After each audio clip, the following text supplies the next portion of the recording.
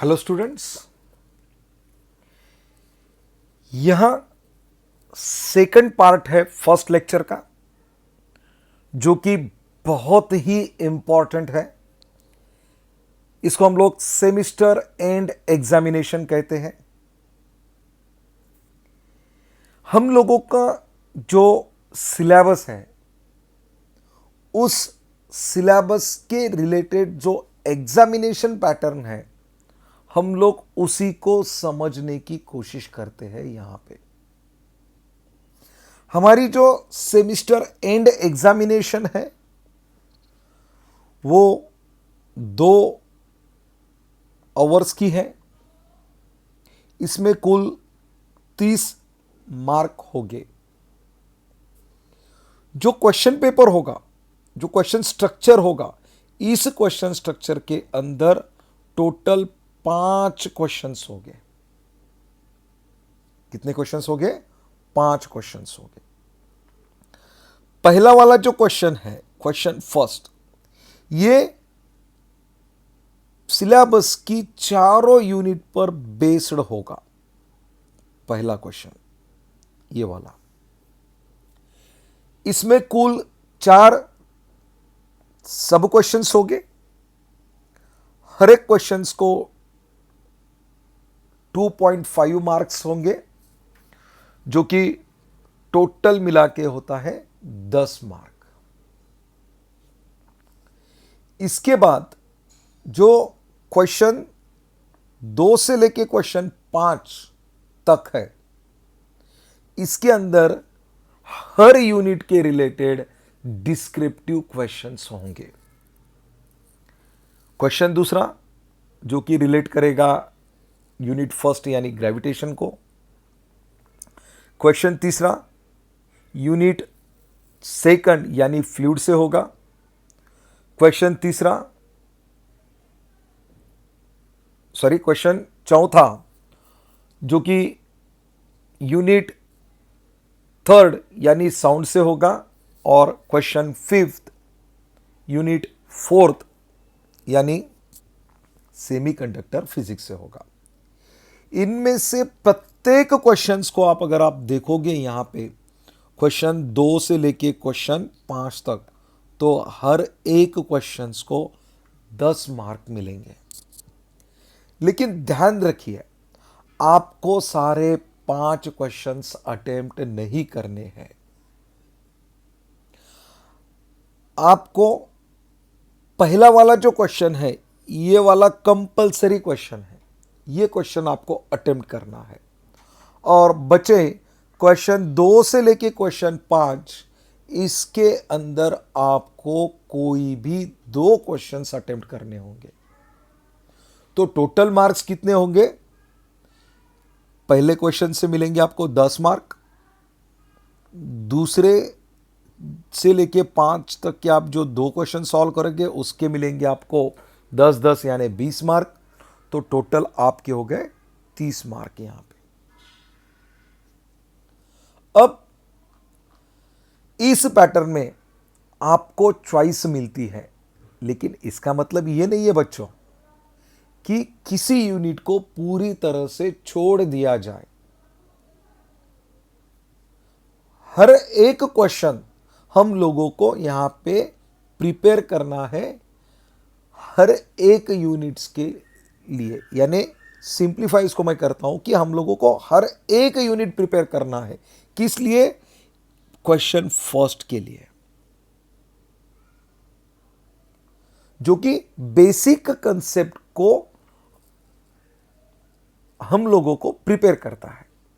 यानी अगर आप चारों यूनिट में से कुछ गिन चुने क्वेश्चंस निकालोगे, उसकी बेसिक कंसेप्ट्स के रिलेटेड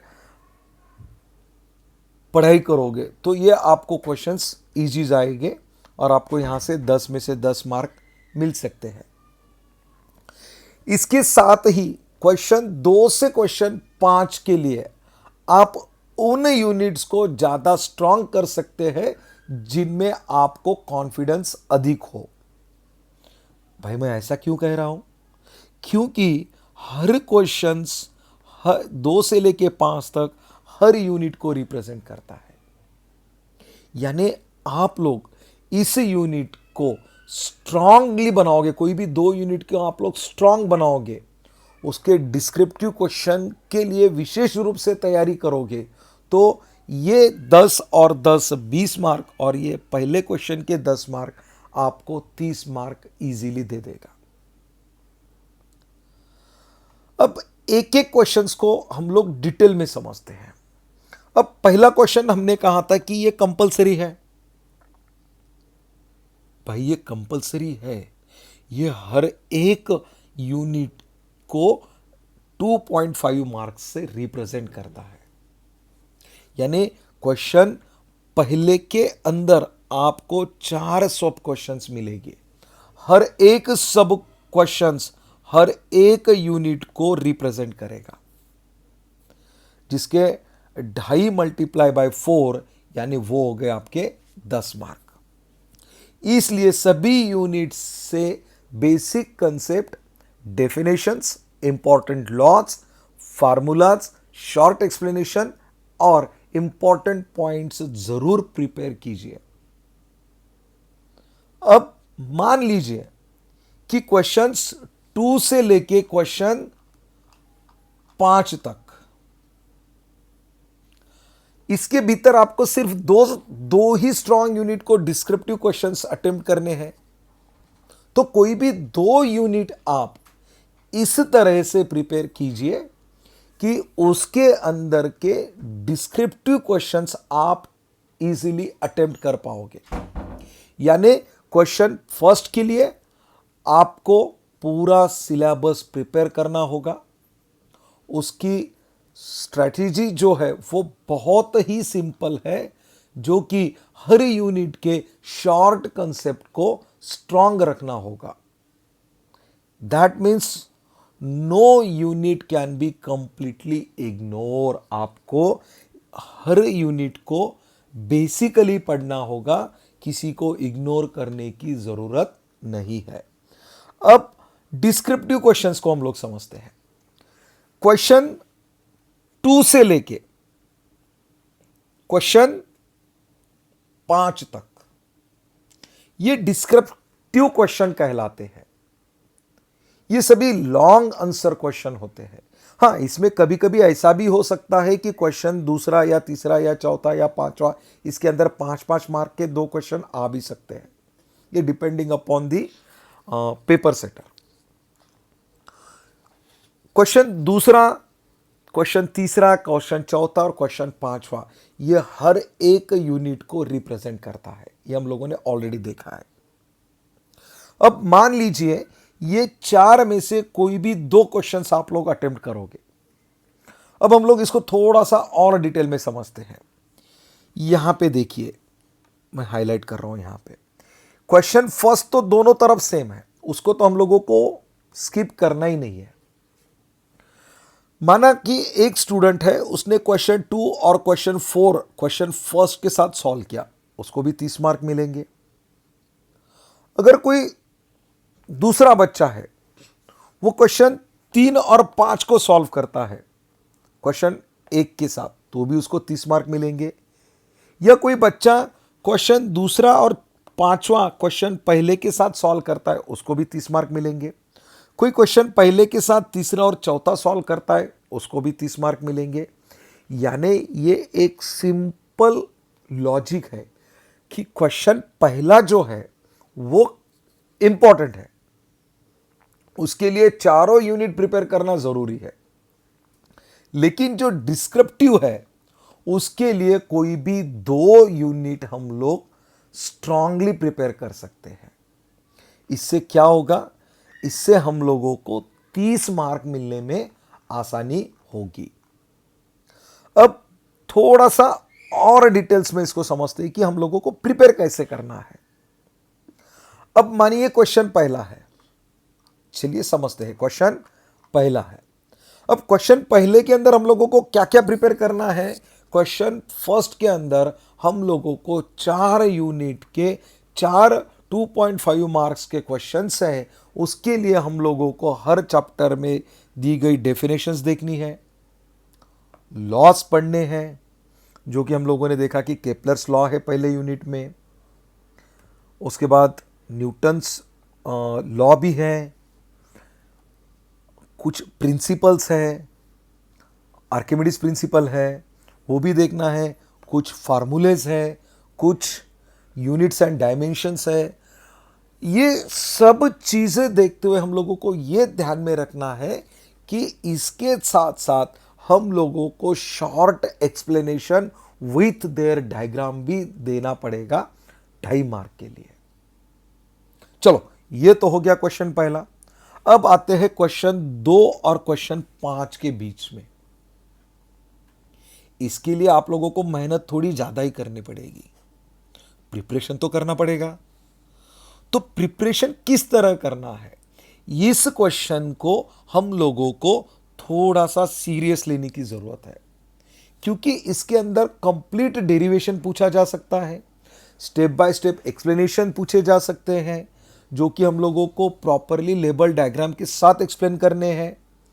कुछ ग्राफ्स भी है हम लोगों के लिए, कुछ कैरेक्टरिस्टिक्स भी है, और अगर पूछा जाता है तो किसी क्वेश्चन के साथ 5 मार्क के लिए क्वेश्चन हो सकता है, और 5 मार्क के लिए उसी के रिलेटेड उसी यूनिट के भीतर आया हुआ कोई न्यूमेरिकल भी पूछा जा सकता है।